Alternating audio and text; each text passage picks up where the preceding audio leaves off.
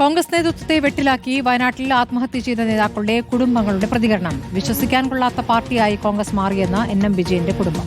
ജില്ലയിലുള്ള പ്രിയങ്ക ഗാന്ധിയും മറ്റ് കോൺഗ്രസ് നേതാക്കളും ജോസ് നെല്ലേടത്തിന്റെ വീട് സന്ദർശിക്കാത്തത് CPM പ്രചാരണ വിഷയമാക്കിയതും കോൺഗ്രസിനെ കൂടുതൽ പ്രതിരോധത്തിലാക്കുന്നു.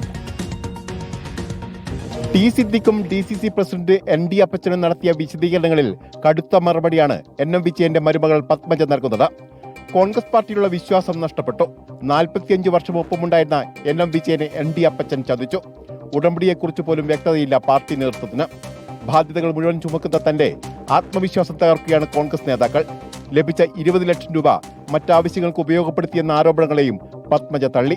ആശുപത്രി ബില്ല് അടയ്ക്കാമെന്ന ടി സിദ്ദിഖിന്റെ ഉറപ്പ് ഇതുവരെ പാലിക്കപ്പെട്ടിട്ടില്ല.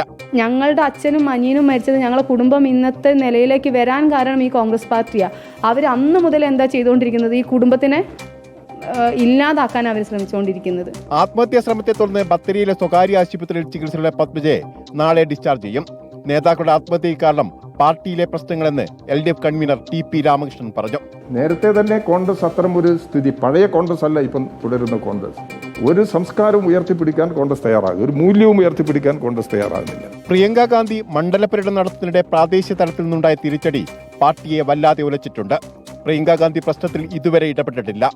ആത്മഹത്യ ചെയ്ത ജോസ് നെല്ലേടത്തിന്റെ വീട്ടിലും സന്ദർശനം നടത്തിയിട്ടില്ല. ഇത് CPIM പ്രചാരണ വിഷയമാക്കിയത് കോൺഗ്രസിനെ കൂടുതൽ പ്രതിസന്ധിയിലാക്കും. പത്മജിയുടെ നീക്കങ്ങൾക്ക് പിന്നിൽ കൃത്യമായ രാഷ്ട്രീയ ലക്ഷ്യങ്ങളുണ്ടെന്നാണ് കോൺഗ്രസ് നേതൃത്വം കരുതുന്നത്. അത്തരം നീക്കങ്ങൾ പുറത്തേക്ക് വന്നാൽ ശക്തമായി പ്രതിരോധിക്കാൻ തന്നെയാണ് കോൺഗ്രസ് നേതൃത്വം ആലോചിക്കുന്നതും. വീഡിയോ ജേർണലിസ്റ്റ് സുബൈർ ഫൈസിക്കൊപ്പം reporter AK Abhilash, in reporter, Wayanad.